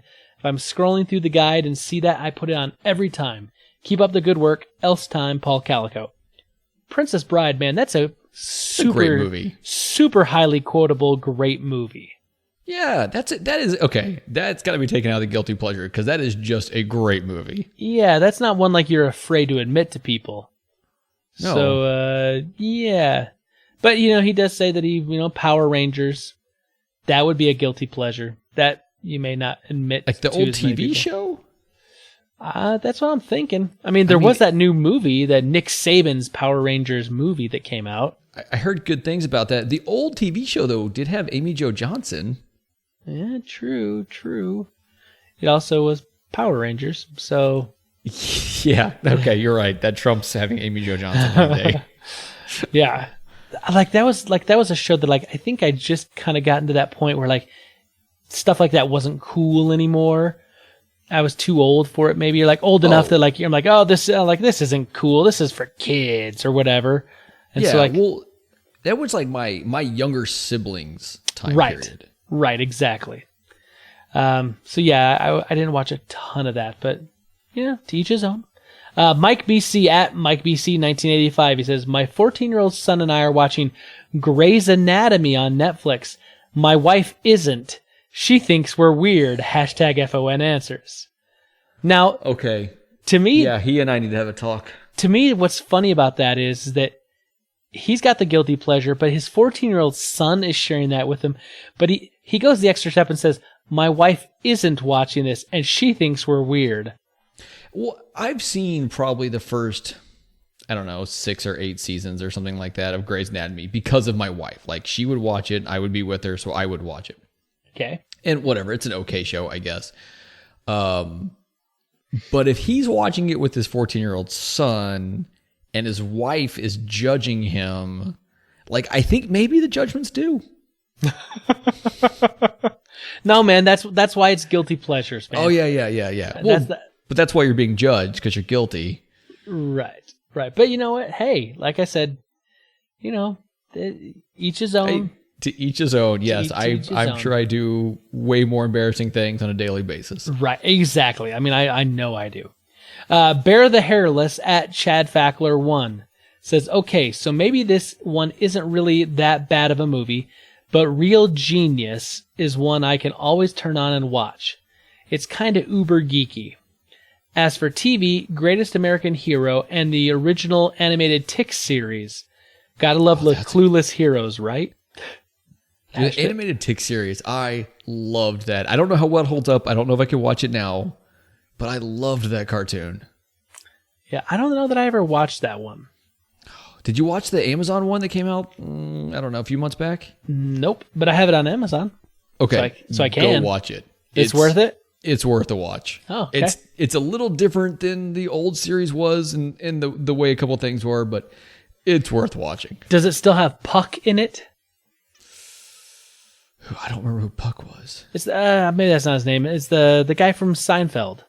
Oh, no. Putty, not Puck. But yeah, Putty. Yeah, no. Putty is not. But anytime you see the Tick, like that's all you can ever hear is that guy's voice. But no, the guy they have playing the Tick is pretty good. I'll have to check that out. I'll add it to my growing list of things that I need to see. Thank you so much, Super Friends, for answering our question of the week. We appreciate you taking some time out and answering our question. Johnny, how can our Super Friends help us out this week? Spence, they could rate the Fortress of Nerditude on iTunes so that this show is not as hard to find as a name from Lord of the Rings that I actually know. That could be kind of hard, yeah. By the way, real quick, I was listening to this last week's We the Gamer cast, and right at the very beginning, Sean played his old promo for rating the show, and it's like, millions of podcasts are out there, and it's like got like that Sarah Bareilles music kind of behind it, and it makes you think of like Arms of an Angel. Yes. Oh man, I missed that. I love that. I thought that was probably one of the smartest, funniest little ways to do the whole rate us on iTunes bit that I've heard in a long, long, long time. So kudos to Sean. I hope he continues to bring that out each and every week. Love it. Yeah. Love it. Love it. Okay. So let's talk, Johnny. I got a question for you. All right. I can't wait. So, of course, you probably know that we're moving into the big movie season, right? We got Avengers Infinity War coming up. That's the kind of the first real big tent pole. And then we've got a Deadpool 2. Then we roll into a Star Wars movie with this Solo, a Star Wars story, coming up at the end of May. Do you think, from what you've seen, do you think that this movie is going to be on par with A Force Awakens, A Last Jedi, or do you think this is going to be more of like a kind of a Rogue One reception, like where it's going to be well received, but maybe a little different? What do you think of this whole kind of idea of like the anthology stories not in the main line of the movies? So, if the short answer to this, I think, would be that it's going to be Rogue One type area, right? Because it's not a mainline Star Wars. And I don't know, like Rogue One was good, but I don't think it did nearly as well, right? I don't think it had nearly the reception as some of the other ones. I mean, it did big business, but I mean, it wasn't Force Awakens money. Yeah, it has the word Star Wars in the title somewhere. It's gonna do big business, right? Right. But so I recently watched the trailer for Solo. That's what it's called, right? Solo? Yep. Solo, a Star Wars story. And you have to understand that, like, whenever I talk about this stuff, like I've seen all the Star Wars movies. I've seen them all multiple times. I enjoy them. I can name maybe one or two more characters in Star Wars than I can in Lord of the Rings. But I enjoy, like, I understand what's happening. I really enjoy it. When one comes out, I'm going to see it in the theaters, right? But I'm not that hardcore fan that could answer all the trivia questions or explain to you basically anything. Well, that's what I'm here for. I can do some of that for you. Good. I'm glad one of us can. Yes. But so I watched the trailer coming from that kind of perspective, and like I really enjoyed the trailer. It looked fun. I'm not sure, like, looking at the guy that's playing Han Solo, I don't know, like, he doesn't quite look enough like him to really appease me. Yeah, his name is Alden Ehrenreich. Yeah. Oh, yeah, I had that up earlier, didn't I, with all the different cast on there. I like that it has Donald Glover in it because he's really good. Ooh, I'm so excited for that. I don't know, man. It looks fun.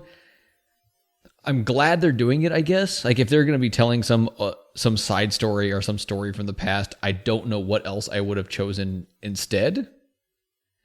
So I've heard, and it's been rumored, that they're talking about doing an Obi-Wan Kenobi movie that would kind of feature Obi-Wan in between the years when he goes into hiding on Tatooine and delivers Luke, to Owen and Beru Lars, to kind of up to like when, like kind of before what happens with A New Hope, when we first are introduced to him with Luke. So I've heard that they've talked about that. I've heard they've talked about doing like a Boba Fett movie. You know, there's been some other things. I originally was really, really excited for the Solo movie. However, okay, I'm going to preface this. I am a Star Wars super fan.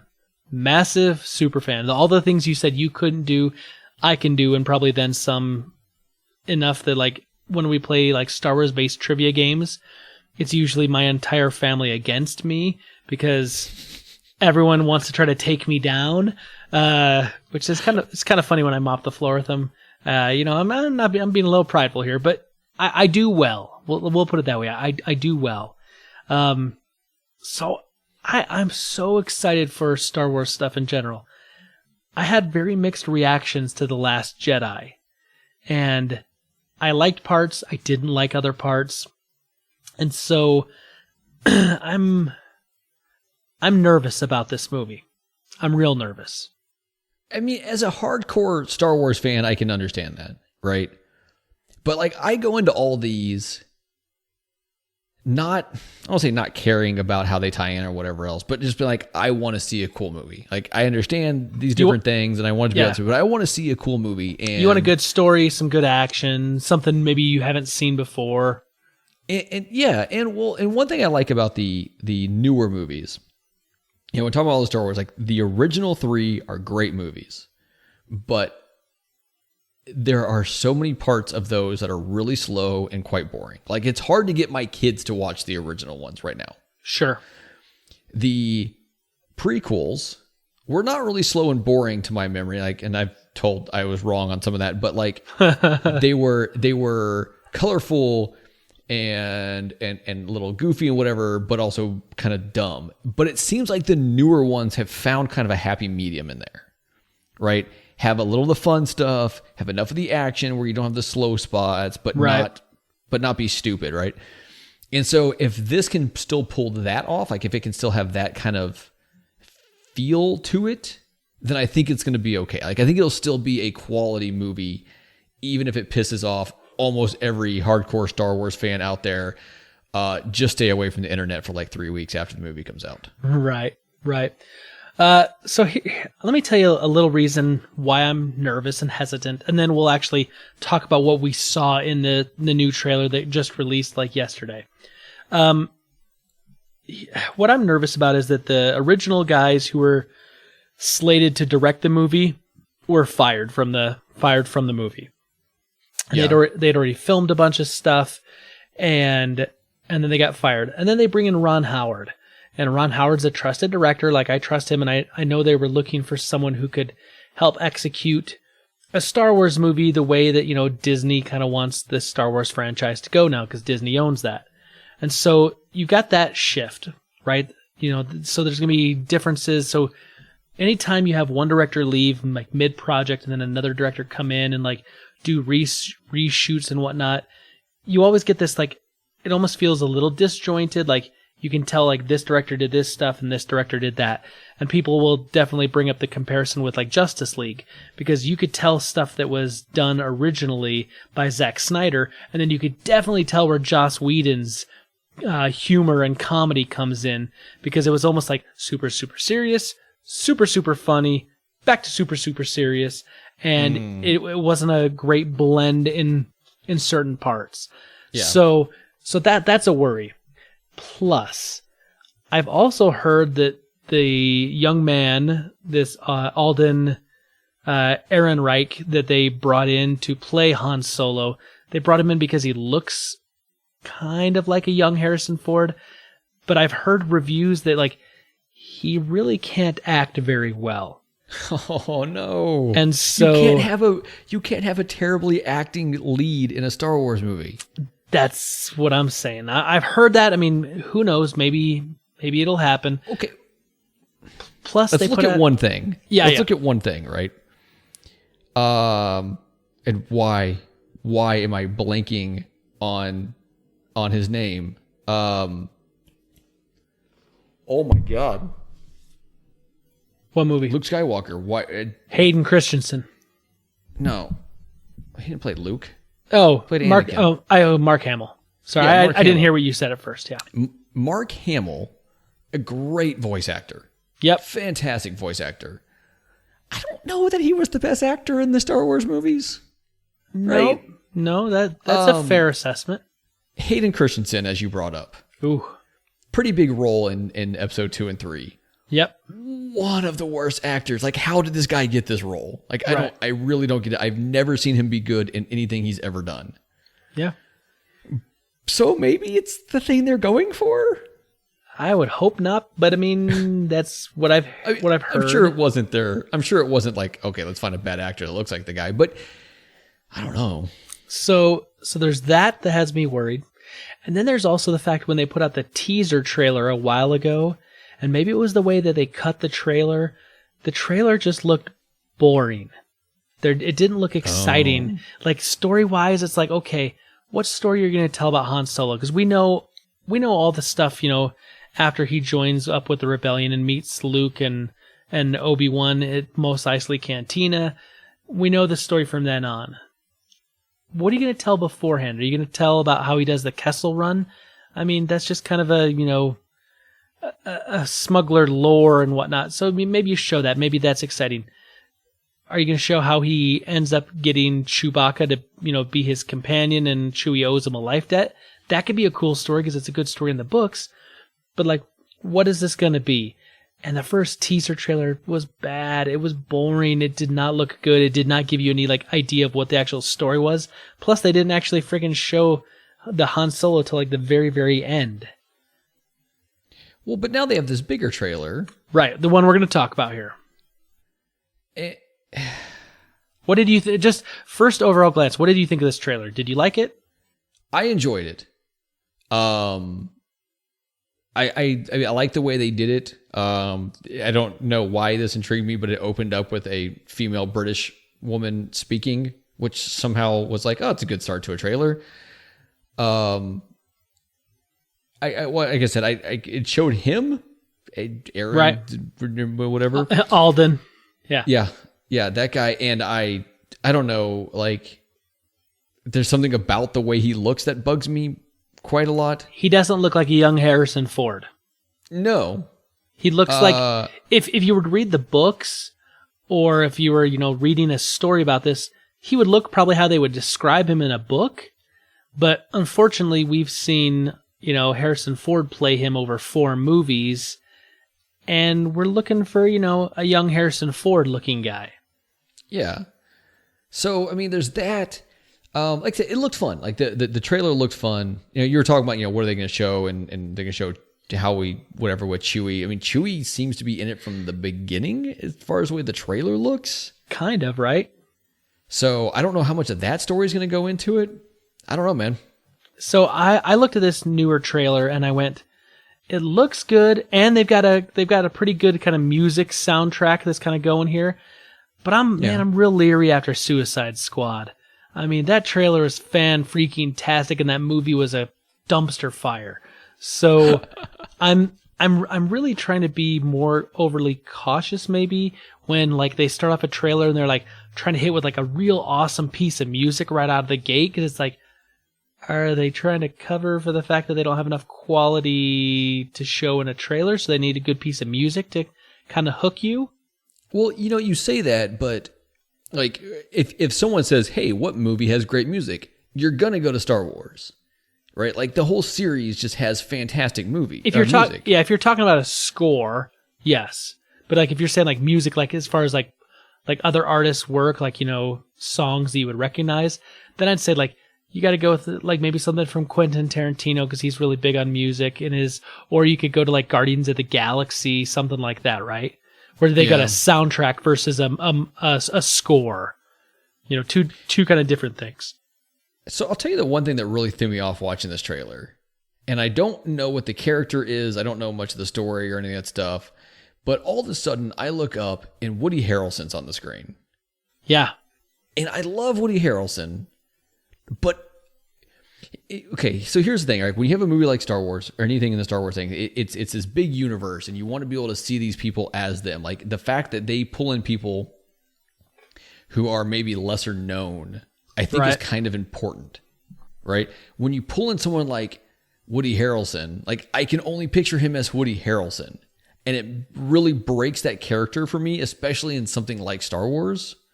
He might be great, and I have no idea exactly what his role is. But I didn't really like that. Now, to be fair, Star Wars has pulled in other actors that are big, well-known names. Like Alec Guinness. Alec Guinness, who played the original Obi-Wan, like he was a real well-established, well-known actor, like a real serious kind of actor, and then they got him to come in and play Obi-Wan. And so like he was kind of a big name and a big get back in the day. And then of course, you've got someone like Liam Neeson, who is a big name who they got to play in episode 1. And then they got was he that big before that came out? Yeah, I mean he wasn't like, he hadn't gone through like doing Taken yet or anything like that where like everyone had seen him. But he was a bigger name actor. Sure. Ewan McGregor was a bigger name actor. He'd been around. Yeah, I guess he was. When they brought him in. God, what was it? That played some of the Jedi. Samuel L. Jackson? Yeah, that killed me. Like, no. Yeah. No, get back on your plane with those snakes. Well, I was waiting for him to bust out a little, drop a few F-bombs? Yeah, drop a few MF bombs, because that's like every role he's ever written in, that's the line he gets. Yeah. You ever think he gets those lines just like, come on, guys, seriously, come on. We've done this before. Right. But yeah, it's a paycheck, man. You gotta do what you gotta do. So what's interesting, I thought, is this, let's go back here to the trailer. This trailer starts off and it's Han's homeworld of Corellia, and which is kind of cool because if you read any of the books or read any of the books that are no longer considered, extended universe now, they're called like legends or whatever. Corellia is where Han is from. It's also where the Millennium Falcon was built, because it's a Corellian cruiser. So that's really kind of an interesting thing. But what's really cool, I saw this, is it looks like they're building, and Corellia is known to be a place where they build a lot of spaceships. A lot of spaceships are built there. They got the space yards and whatnot. You can see them in an overhead shot building a Star Destroyer and kind of like putting it together. And that's kind of cool. It was kind of like when you got to see the Death Star being put together in Rogue One. Like we've seen the Death Star. That was really cool. Yeah, we've seen the Death Star before, but kind of seeing it being assembled was kind of cool versus like in Return of the Jedi where it's kind of like 3/4 of the way built, but you don't really see it, you're not seeing it being put together. So that's kind of a cool thing we see in this trailer. It looks like we're going to be on Corellia for a while, because you see that shot where he's like flying some like little kind of like, little kind of speeder looking type of ship around, and it kind of seems to be the same locale that's on Corellia. Yeah. Let me ask you a question. Showdown at the beach. I don't know what this is. I don't know if they're getting ready to play some ultimate game of sand volleyball. But this is we see them. It's like, I don't know. These guys look like it looks like it's like Mad Max. They're all wearing like protective gear on their faces, and he's got his his blaster on his side. Did you like that, or does that look cool to you? I mean, what do you think? It's a little tough because he sits there and he's got his holster right, and he kind of like unclips it in the way that you'd see in, I don't know. I was watching Justified recently. A police movie. Yeah, they walk in like, okay, we're about to draw down here and do that, and it makes him very cowboy-like. And I don't know if that's the way I see him. I see him as someone who's going to fight when he has to, but more likely just try to evade the situation. And so, I don't know. I mean, it could go into things like, oh, this is the attitude he had at the time, and this is how we did this thing to, take this and put it into something, constructive. Or they could just be making Han Solo into someone who I don't understand. Yeah, I don't know. What's interesting to me looking at this is like, we're used to seeing Han Solo as a reluctant hero, we'll say, right? Because because he shows back up at the Battle of Yavin at like the last second to, kind of bail Luke out. And then he kind of reluctantly kind of sticks around on Hoth because of Princess Leia. But he knows he's got to get going because there's a bounty on his head. And then in Return of the Jedi, he gets freed, but, he kind of helps, lead the whole Battle of Endor. he's a reluctant hero in those movies. This is going to show his like earlier side where he's supposed to be a smuggler, a criminal, right? And I feel like that's going to be a harder sell to like make that believable. Maybe not believable is the right word, but maybe make it like interesting because we know what he turns out to be. You know, you say it's going to be, you know, him being a smuggler and all that stuff, but it looks like as you watch the trailer go through that maybe this is like his intro into going into that world. Right. You know, there's a scene somewhere in the trailer where he's like, you know, once you come with us, you can't go back. I'm sure I'm butchering exactly what he said, but that's the sentiment. Right. And so it makes you wonder, like, you know, maybe there was a time where he was that defender guy and something went wrong or whatever reason he was turned away from that. And maybe that's really who he is. Like maybe that's the core of who he actually is. And this life as a smuggler and on the run has made him more the reluctant type. Maybe. I mean, that's kind of a good way maybe to look at it. I know from the books that are no longer, you know, canon or anything, that originally in one of the, you know, some of the stories way back when, he actually was a pilot in the Imperial Navy. He was, you know, on board with the Empire, but then something happened and he rebelled against that and left. But that's because everyone pointed out for the longest time that the pants he wears are Imperial pants. And it was kind of like a little nod to like maybe his background, his story. But so like, I don't know if maybe that'll come into play here somehow, or maybe just like when they're saying like, you know, once you're in, you know, kind of you're in, like there's no in and out. Cause maybe he was kind of, you know, trying to live his life differently. And they're trying to make a point like, no, you commit to us and this is what you're going to be. Yeah, that's possible. It's interesting. What I did like though, is there's this scene where he comes into some sort of, I don't know, some sort of gambling hall, some sort of, you know, place where we see Lando Calrissian for the first time, like shoving a whole bunch of credits into the middle of the table, and everyone like turns and looks, but like you see that shot of Lando and he like looks up.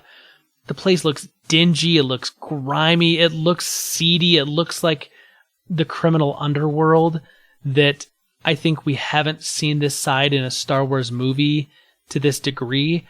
Plus, Donald Glover looks bad as freaking Lando Calrissian. He is an amazing choice for Lando. A perfect choice.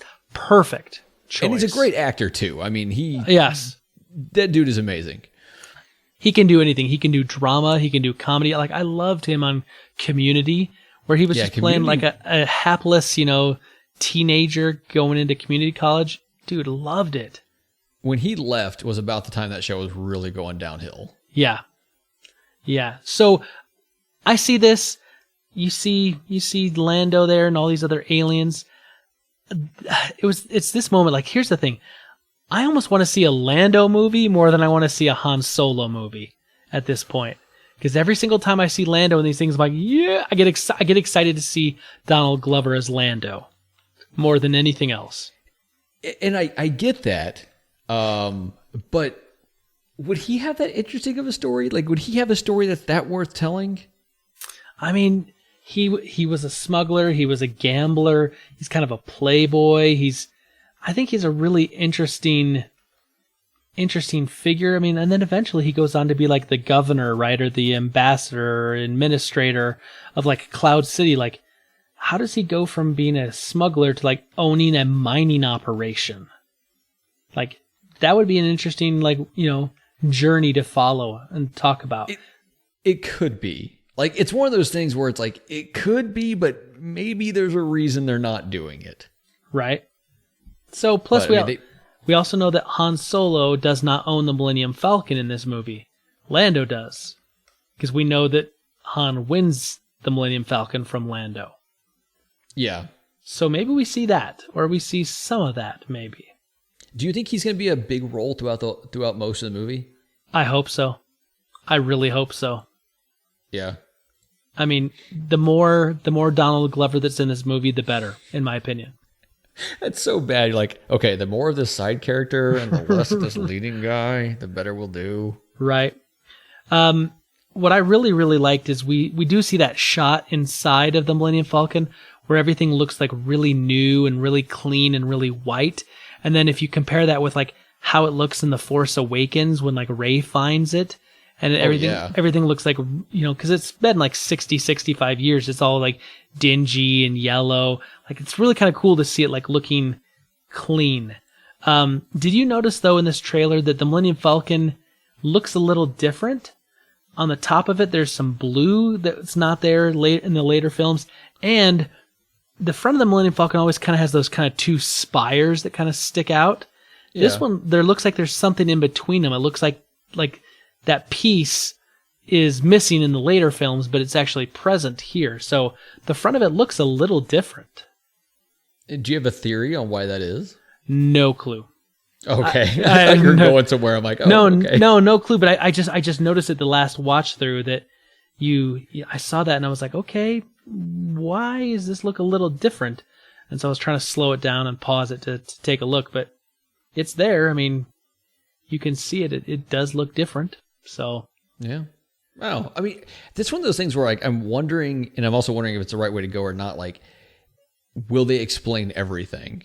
Or will there be little things that people like you, unlike people like me, catch and be like, well, there's still a mystery there. Like, where did the blue light go? Or, I don't know, that's probably stupid. But, right. Just like little things where you're like, wait, there's a change there and it's not going to tell you. And I would love to think that they would do that on purpose to leave a little bit of mystery somewhere. Yeah. I hope they do leave some mystery because it gives the hardcore fans something to talk about. I mean, it gives us something to, to argue about and, go back and forth because that kind of stuff like helps feed the fandom in a way. Yeah. So, it also looks like in this movie from this trailer that there's going to be like some sort of a train heist. That train was crazy. Yeah, it kind of looks like a mag train or something like on like using like magnets or whatever because it looks like it's rotating around the rail. It's on. I don't know, that kind of looks kind of cool. I like it. It's one of those things where it's either going to be a really awesome shooting scene, gunfight deal on a train in an almost old Western fashion, but obviously on a, futuristic type train, or it's just going to be like a failure. Like, I don't think there's going to be an in-between on this. Like, they're either going to nail this or that's going to be the moment where you're like, I shouldn't have bought this ticket. Yeah. You said that when you saw Woody Harrelson, it kind of pulled you out of the moment because you're like, it's just Woody Harrelson. What about when, what's his face? Paul Bettany. When Paul Bettany kind of shows up, he's got all those scars on his face. Like, is he the one that's like up in that balcony? Yes. That was. What would I know Paul Bettany from? Oh, he's the voice of Jarvis in the Iron Man movies. He's also plays the Vision. He's in A Knight's Tale. He is in A Knight's Tale. Okay, so he is someone that, like, watching that little scene, I would not have realized that's him. Like, oh, really? It would have never jumped out at me. And like, okay, and we talked about having big names. Like, Donald Glover has become a very big name the last few years. But there's something about the diversity maybe of who he plays, and he is wearing a mustache. It's true. It doesn't seem to work. But something about Woody Harrelson, like, when he popped up, I'm just like, no. Yeah. I'm okay with the Woody Harrelson there. I'll tell you the thing I didn't like in this trailer is when they show Han flying that little skiff, that little loader, and he's like kind of spinning around and like taking it up in the air. And it's just, I don't know what it is, but it's like the way he's holding those controls and like, he's like turning like with his shoulders and his whole body to try to like muscle the thing. I don't know. It just, to me, it reminded me of like those old movies where you'd watch and they show people driving a car and like you see them like pulling the wheel back and forth. And it's like, but yet they're still driving straight. And in the background, it's like, you know that we understand how cars work. You don't actually go back and forth on your wheel like that and drive straight, but they're trying to make it look like they're driving, that they're doing something. Now let me give you the devil's advocate, alternate, argument here. How often do you play driving video games? Not that often anymore. Okay, but there was a time when you did. Sure. And did you ever find yourself like leaning as you're like pushing to the side on the controller? No, because like, I'm not my mom. I mean, that's Okay. that's what Well, my I'm mom not would your do when mom she'd either. play Tetris. She's like, she'd take the old Nintendo, and, she'd hold the Nintendo controller, and she'd want to move the Tetris piece to the far left, and so she would literally turn the controller to the left while she's pressing the direction left, and then she would also lean to the left. It's like, and I'd say, I remember as a kid saying, "Mom, you just have to press the button. You don't have to move. You actually leaning and moving doesn't do anything. You know that, right?" And she's like, "I know, but it helps me." I'm like, "No, I don't think you understand how this works." Maybe I am your mom. No, I distinctly remember, and I am not the only person who does this or who has done this, but where you have the controller and you're playing a driving game and you're having to turn really hard and you end up leaning your whole body. Like, it's a thing people like. Now, actually driving a car, that's not too safe, but in a aircraft of some sort, maybe that's the way to go. Yeah, this is maybe it's just me. Maybe it's just like the nitpicky thing because I understand. Plus, in Star Wars, they also talk about like having inertial dampeners, so like you don't feel the G forces and when you pull, a hard turn or a big loop like that. So why would you have to like muscle that thing and like move like that? Like it should just be free flowing and easy. I don't know. Whatever. It's a thing. I know. This is where like the uber nerd in me kind of comes in. I'm like, that doesn't make sense. That doesn't look right. But to a lay person, someone who's just going to go in to watch a good, fun movie, you're not going to care about that. No, I don't think that's one that's going to be a big nitpick of the mass public. No. What did you think about the little scene where they're like sitting around a campfire and Woody Harrelson tosses that blaster to Han Solo? Did that like stand out to you for any reason? I mean, he kisses it first, which is weird. I don't know, because this is the problem. Like, I don't know who Woody Harrelson is in this. Like, I don't understand the significance of this character at this point. I think he's going to be like a mentor, like a kind of a smuggler mentor, like a criminal mentor. I don't know, yeah. He says Obi-Wan at the end of it. He gets killed and turns into just a jacket. Right. I don't know. Like, I think I can see what they're trying to do. But because it's Woody Harrelson, like, it just doesn't work for me. And like I said, I love Woody Harrelson, but so what's interesting to me though in this scene is that the gun he kisses and he throws him, that's the DL-44 blaster that Han Solo pretty much carries with him till his dying day. And I was gonna say that exact same thing. Yeah, right. Yeah, exactly. Right. So like I like that because I'm like, oh, that's Han's blaster. That's the DL-44. And so that little scene, I don't know what it is. Like, I don't know what they're doing. It looks like they're getting ready to, maybe this is them getting ready to pull off that train heist that looks like it's probably going to happen. But it's Han's iconic blaster, and he gets it chucked to him. So I kind of like that. It's kind of cool. Yeah. I mean, the people who could look at that and identify that gun in the way that, you and I can. Sure. Yeah. Will appreciate this scene, I think, or at least appreciate the sentiment they're trying to pull off there. What do you think about Emilia Clarke in this trailer? She's, the woman that's, I don't know what her role is, but she's, if you watch Game of Thrones, you know her as Daenerys Targaryen. I mean, from what I saw of her in the trailer, it looked good. I did not realize that was her. The blonde hair, did the brunette throw you off? Yeah, that's what did it. I don't know, man. Like, I don't know. I liked her because isn't she is she the opening voice at the beginning of the trailer? No, I don't believe so. Oh, okay. Well, never mind. There's a bad joke to be made there. I don't know. I liked it. Like, she seems like a good side companion character. She looks like she's going to be not like a love interest, but like almost play with that role that a love interest would play without being one. Yeah. I don't know. It's a trailer. What am I supposed to do here? Now, what did you think about the comedy? Because I felt like there was a lot of comedy that they tried to put into this trailer. And see, this is where it's going to be a big hit or the biggest swing and miss. Yeah. Because they added some comedy, like I was saying earlier, they added some comedy into some of the newer ones. and I thought they did it well. Like, they didn't overdo it. They didn't make it ridiculous and silly, but they made it lighthearted enough to, I think, attract a more millennial group of people watching it. Uh-huh.